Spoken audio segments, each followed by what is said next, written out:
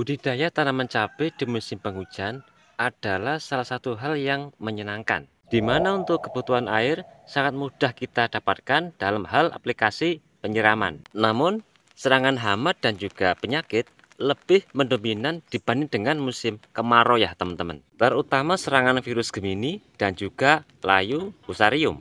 Pertanyaannya adalah, langkah apa yang harus kita lakukan untuk mengatasi serangan hama dan juga penyakit seperti tersebut? Simak selengkapnya di video kali ini.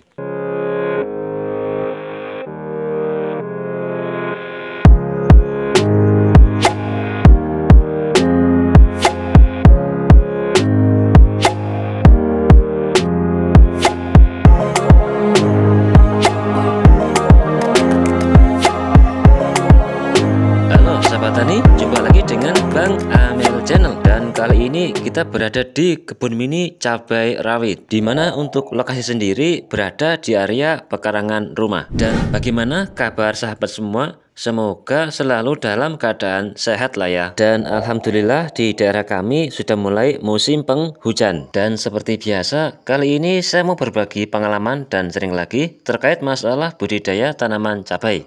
Dimana kali ini saya akan menunjukkan tanaman cabai rawit saya yang berusia kurang lebih 120 hari setelah tanam.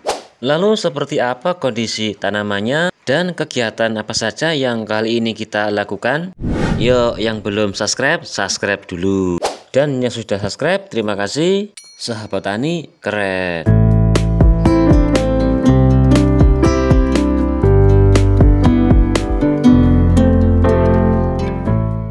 Untuk varietas cabai rawit kondang dari produk CAP 11 dengan tipe buah semi tegap dan bergerombol.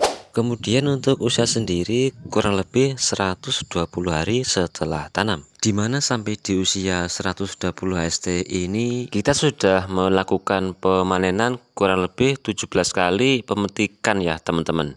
Dan semoga ini bisa menjadi inspirasi terutama buat sahabat tani yang mungkin baru belajar berbudidaya tanaman cabai. Dan ini adalah salah satu kondisi tanaman pasca aplikasi pemetikan. Terlihat kondisi buah sudah mulai kurang begitu rimbun ya teman-teman.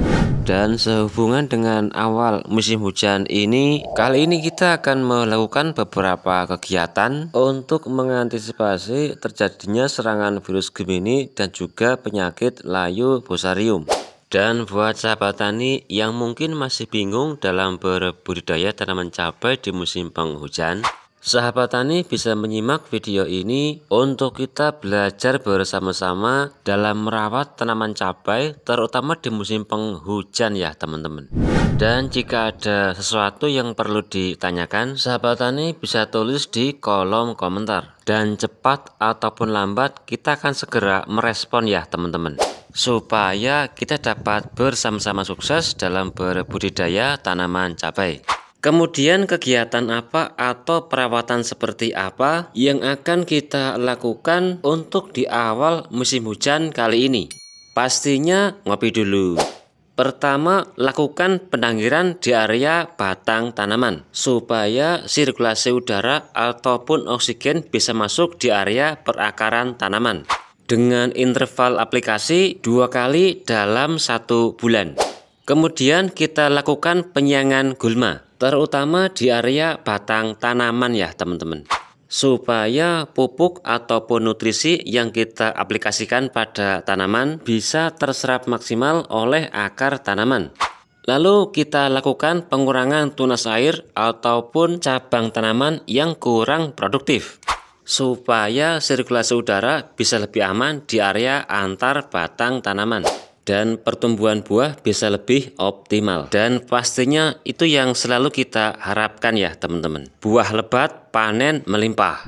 Kemudian kita taburkan kapur dolomit di area permukaan media tanam ataupun media lahan, supaya media tanam ataupun media lahan tidak mudah asam ataupun mudah mengalami penurunan pH, terutama di musim penghujan ya teman-teman. Selanjutnya kita akan melakukan pengocoran agen hayati sebagai pencegahan penyakit layu bakteri dan juga layu fusarium. Dan pupuk ataupun agen hayati yang kita gunakan kali ini adalah seperti ini ya teman-teman. Dan ini mantap dan keren sekali. Pertama, pupuk organik cair dari produk Marolis, di mana pada POC agen hayati ini terdapat begitu banyak kandungan mikroba dan juga spora ataupun bakteri positif yang dapat melindungi akar tanaman dari serangan bakteri negatif seperti jamur patogen ataupun jamur nematoda yang dapat menyebabkan penyakit seperti layu bakteri dan juga layu fusarium. Kemudian juga mengandung beberapa unsur hara makro seperti nitrogen, fosfat, dan juga kalium, dan memiliki kandungan pH kurang lebih 5,8, sehingga sangat bagus untuk memperbaiki media tanam ataupun media lahan yang dalam kondisi asam, terutama di musim penghujan ya teman-teman. Kemudian tetes tebu yang kita gunakan sebagai makanan mikroba dan juga spora yang ada pada agen hayati.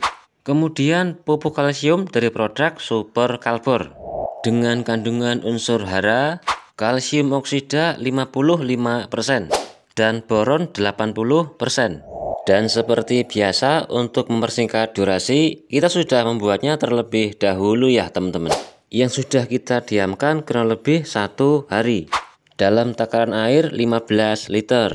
Kemudian untuk dosis agen hayati sendiri, POC Marolis 5 tutup botol, kemudian kalsium kalbor 1 sendok makan, dan tetes tebu 3 sendok makan. Kemudian untuk dosis aplikasi sendiri 200 ml untuk tiap-tiap batang tanaman. Dan usahakan waktu aplikasi di sore hari ya teman-teman, supaya kandungan mikroba, spora, dan bakteri positif yang ada pada agen hayati tidak mati karena pancaran sinar matahari. Kemudian untuk hasil yang lebih maksimal, lakukan aplikasi seperti ini dengan interval 2 kali dalam 1 bulan, dengan harapan supaya kondisi akar tetap sehat walaupun di musim penghujan. Selanjutnya kita akan melakukan aplikasi penyemprotan pestisida untuk menekan serangan hama, terutama kutu kebul ya teman-teman, yang menyebabkan penyakit kuning bule ataupun virus Gemini pada tanaman cabai. Dan racikan pestisida yang kali ini kita gunakan adalah seperti ini ya teman-teman, dan ini mantap dan keren sekali. Pertama, insektisida dari produk Winder dengan bahan aktif imidacloprid. Kemudian insektisida dari produk Raiden dengan bahan aktif Triasofos. Lalu akarisida dari produk Summit dengan bahan aktif Pyridaben. Kemudian penembus dari produk Super Gold Sticker. Kemudian untuk dosis pestisida sendiri, pertama insektisida Raiden 1 tutup botol untuk tangki 16 liter.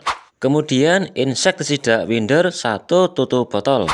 Lalu akarisida Summit 1 tutup botol, dan penembus dari produk Super Gold Sticker setengah tutup botol.